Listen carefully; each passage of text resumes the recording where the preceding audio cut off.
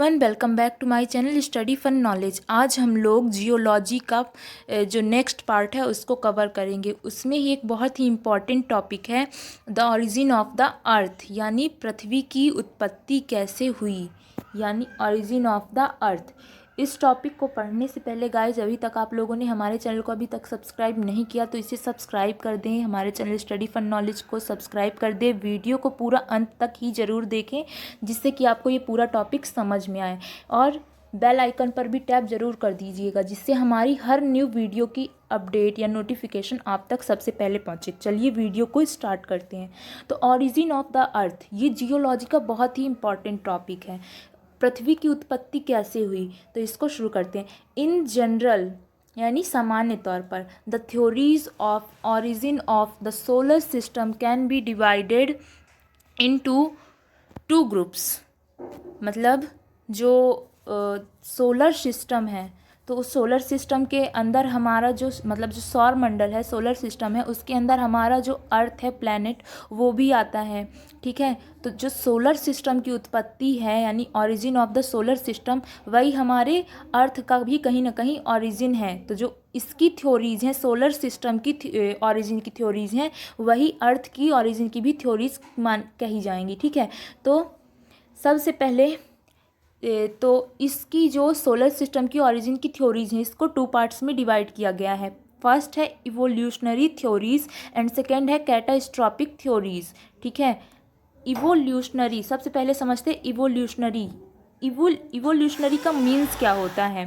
तो guys, evolution मतलब होता है उत्पत्ति या विकास, किसी भी चीज़ की उत्पत्ति कैसे हुई। ठीक है, तो इवोल्यूशनी जो विकास को सहयोग करेंगी, उत्पत्ति, किसी चीज़ की उत्पत्ति को सहयोग करेंगी, वही होगी इवोल्यूशनरी थ्योरीज। तो इसको पढ़ते हैं।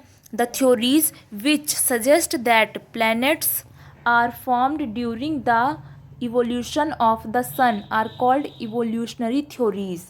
ठीक है, मतलब कि वे थ्योरीज जो क्या सजेस्ट करती हैं कि जो प्लैनेट्स हैं, such as our planet is Earth, जो हमारा ग्रह है अर्थ, वो भी एक प्लैनेट है। तो जो वह थ्योरीज जो क्या सजेस्ट करती हैं कि जो प्लैनेट्स हैं जैसे कि अर्थ, कब इनकी उत्पत्ति कब हुई, इनका इवोल्यूशन कब हुआ?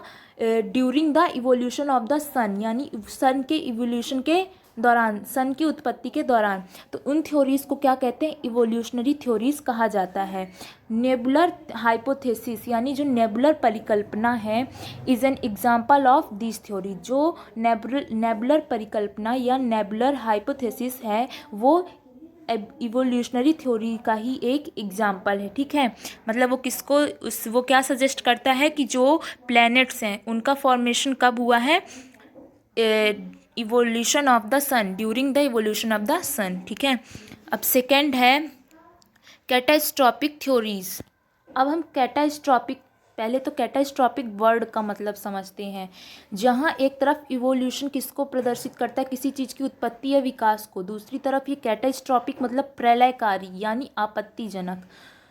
तो वे थ्योरीज, ये क्या है? तो कैटास्ट्रॉपिक का मतलब क्या हुआ? प्रलयकारी या आपत्तिजनक। तो वे थ्योरीज, तो इसको भी पढ़ते हैं। कैटास्ट्रॉपिक थ्योरीज आर दोज विच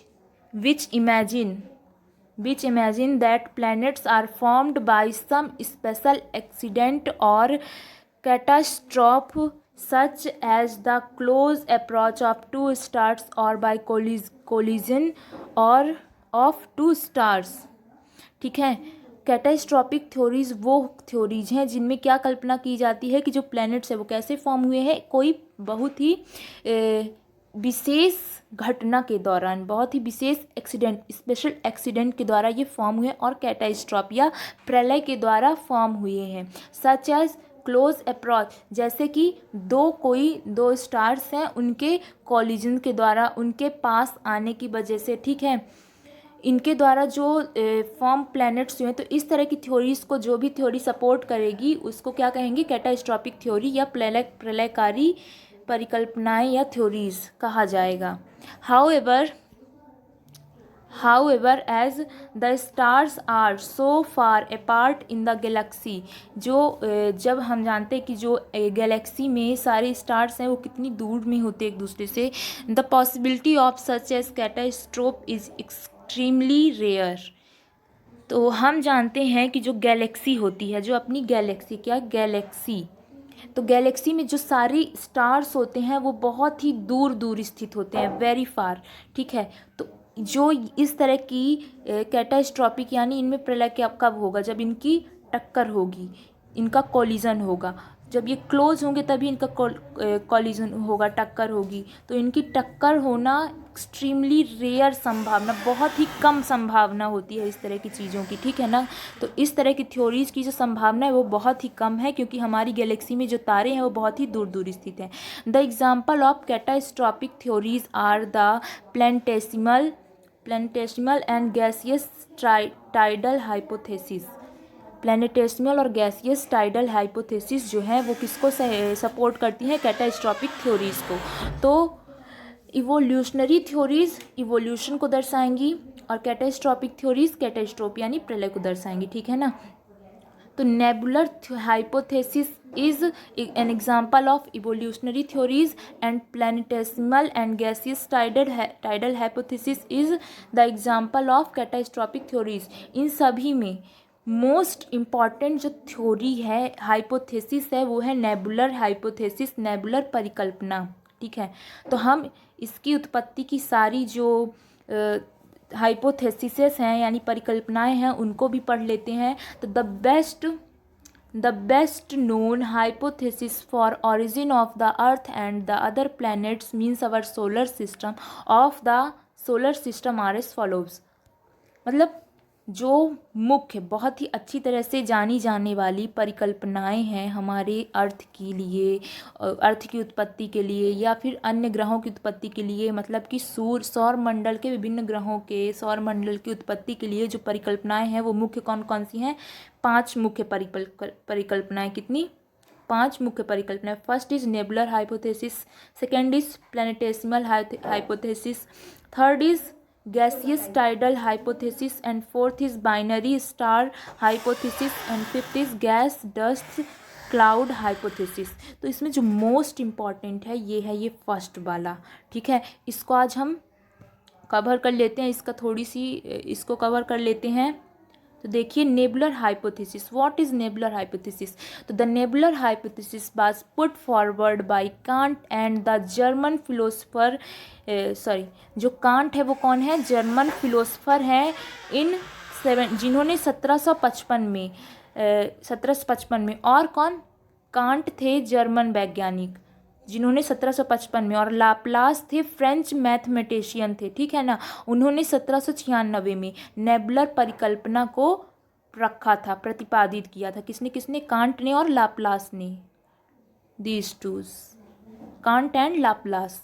तो दिस हाइपोथेसिस सजेस्ट दैट, ये हाइपोथेसिस क्या सजेस्ट करती है, this hypothesis suggests that the sun and planets including the earth have formed from a disc-shaped rotating nebula. A vast cloud of hot gases is called nebula. The nebular hypothesis may be summarized as follows। देखिए जो nebular hypothesis है वो क्या suggest करती है कि जो सन है और दूसरे ग्रह हैं इंक्लूडिंग अपना अर्थ भी, वो कैसे फॉर्म हुए हैं, एक डिस्क शेप के रोटेटिंग नेबुला से। यानी नेबुला क्या है, a vast cloud of hot gases, यानी गर्म गैसों का एक बादल।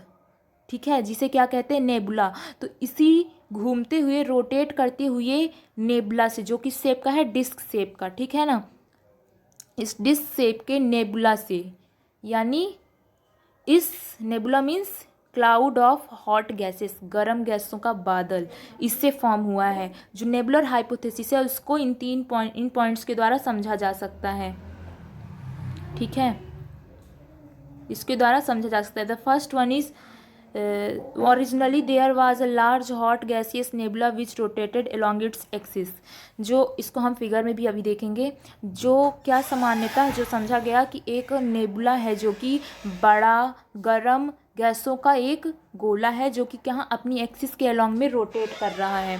The second one is as the gases lost energy by radiation, जो उसमें गैसेस हैं वो रेडिएशन के द्वारा अपनी एनर्जी को जब खो देती हैं, इट बिकम कूलर, वो ठंडी होती हैं। As a result the nebula contracted inward and its speed of rotation about its axis increased to conserve angular momentum. Due to this, the centrifugal force in the equatorial zone also increased, thereby causing the nebula to bulge out in the equatorial zone. देखिए क्या होता है कि जो nebula है उसकी जो gases होती हैं वो अपनी एनर्जी को जब खो देती तो नेबुला अपनी एक्सिस के अलॉन्ग में और भी ज़्यादा क्या करता है, और भी तेज़ी से इंक्रीज करता है अपनी स्पीड को, रोटेशन की, ठीक है, जिससे क्या कन्वर्ट होता है, क्या संरचित होता है, क्या बनता है, एंगुलर मोमेंटम उत्पन्न होता है। और इसके कारण जो सेंट्रीफ्यूगल फोर्स होता है कहाँ, इक्वेटोरियल जोन्स में,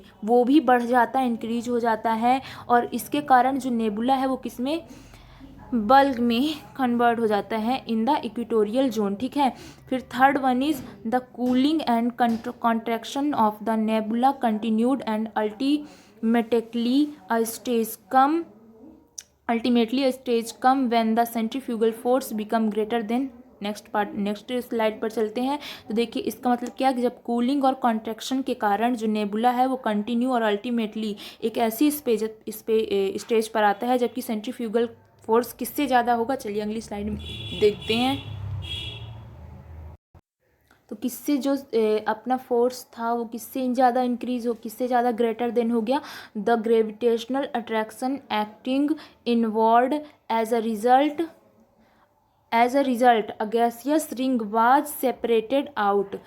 ग्रेविटेशनल अट्रैक्शन से जो है वो इनवर्ड यानी अंदर की तरफ जो एक्ट होता है उससे भी ग्रेटर यानी बड़ा हो जाता है, ठीक है, जिसके एज अ रिजल्ट जिसके कारण जो गैसियस रिंग होती है वो क्या होती है, सेपरेट होती है, अलग होने लगती है, ठीक है ना, बाहर की तरफ से अलग होने लगती है। फिर जो फोर्थ पॉइंट है वो क्या बोल रहा है, the above process was repeated and successive rings of gases material were thrown off from the central mass. देखिए इसी तरह की प्रोसेस कंटिन्यू होती रहती है, रिपीट होती रहती है, जिसके कारण जो रिंग्स होती हैं, किसकी रिंग, गैसियस रिंग होती है वो बढ़ती जाती है और सेंट्रल मास से अलग होती जाती है। इन फिफ्थ जो इसका फिफ्थ पॉइंट है वो क्या बोल रहा है, the above process was repeated in the final stage rings condensed into planets. जो फाइनल स्टेज में क्या होता है कि जो रिंग्स है वो किस में कन्वर्ट हो जाती हैं, प्लैनेट्स में कन्वर्ट हो जाती है। और planetoids were formed when one ring broke into many small fragments. और प्लैनेटॉइड्स कब फॉर्म होते हैं, जब एक रिंग छोटे छोटे फ्रेगमेंट्स में टूट जाती है। The central mass of nebula continue to shrink and finally form the sun. और जो उसका सेंट्रल मास होता है किसका, नेबुला की जो रिंग थी चारों तरफ की वो किसमें, प्लैनेट्स में कन्वर्ट हो गई, और उसका जो सेंट्रल मास है वो किसमें कन्वर्ट होता है, फाइनली सन को फॉर्म कर देता है। तो देखिए इसको डायग्राम से भी समझ सकते हैं। ये नेबुला है जो कि अपनी एक्सिस के अलॉन्ग में रोटेट कर रहा है, ये नेबुला, ठीक है। यहाँ से नेबुला की जो रिंग्स बनना स्टार्ट हुए हैं और ये धीरे धीरे देखिए ये सेंट्रल मास है और ये प्लैनेट्स में कन्वर्ट होना धीरे धीरे स्टार्ट किया, ठीक है। पहले हम इसके बाद इसको एक्सप्लेन आप कर सकते हैं कि ये जो नेबुला है ये जब रोटेट करता है तो ये धीरे धीरे रिंग्स में कन्वर्ट होता है, ये देखिए। और ये पूरी तरह से यहाँ पास सेंट्रल मास को छोड़कर पूरी तरह से ये रिंग में कन्वर्ट हो गया। 1, 2 एंड 3 रिंग्स यहाँ बनी हुई है और बीच में सेंट्रल मास है। और फिर जो ये रिंग का पार्ट है, ये किस में कन्वर्ट होने लगा, प्लैनेट्स में। तो देखिए फाइनली ये प्लैनेट्स बन गई रिंग्स, ठीक है। और ये जो सेंट्रल मास था ये किस में कन्वर्ट हो गया, सन में। तो ये है नेबुलर हाइपोथेसिस, ठीक है। इसकी the nebular hypothesis was not favoured because it had following defects. इसके पास कुछ डिफेक्ट भी थे, इसमें कुछ कमियां भी थी जिससे इसको इतना फेवर नहीं दिया गया, ठीक है। पर ये थ्योरी मोस्ट इम्पॉर्टेंट है, this thing is kept in your mind, ठीक है। This hypothesis could not explain the energy distribution within the solar system. Solar system में ये एनर्जी डिस्ट्रीब्यूशन को क्या नहीं कर पाया, एक्सप्लेन नहीं कर पाई ये थ्योरी, ठीक है. The sun, which possesses most of the mass, about 99.9% of the solar system, जो सन है वो कितनी एनर्जी मास है, 99.9% सोलर सिस्टम का जो मास है वो किस में है, सन में. और should have gathered maximum angular momentum. However, 98% of angular momentum is concentrated in the planets and remaining 2% is present in the sun. In other words, the sun does not rotate fast enough. It should have much higher speed of rotation. तो सबसे बड़ा जो मुख्य मतलब इस इतने पूरे का जो सार है ये इसकी फर्स्ट लाइन एक्सप्लेन करती है कि ये जो थ्योरी है, ये जो नेबुलर हाइपोथेसिस है, ये एनर्जी डिस्ट्रीब्यूशन को, सोलर सिस्टम में एनर्जी डिस्ट्रीब्यूशन को एक्सप्लेन नहीं कर पाई. एंड द सेकेंड वन, जो सेकेंड है वो क्या है, there was not enough mass in the rings to provide the gravitational attraction for the condensation into individual planets.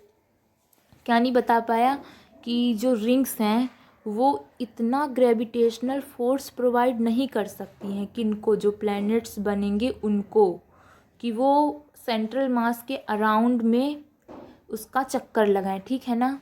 तो ये थ्योरी में ये दो डिफेक्ट्स थे जिसको ये थ्योरी समझा नहीं पाई, but this is the most important theory, ठीक है. नेक्स्ट जो थ्योरीज़ हैं उनको हम नेक्स्ट वीडियो में अपने शेयर करेंगे. तो इसी तरह के नए नए अपडेट्स पाने के लिए हमारे चैनल को सब्सक्राइब करें और वीडियो को लाइक करें और बेल आइकन पर भी टैप कर दें, जिससे हमारी नई आने वाली हर वीडियो की नोटिफिकेशन आपके पास सबसे पहले पहुंचे. Thank you.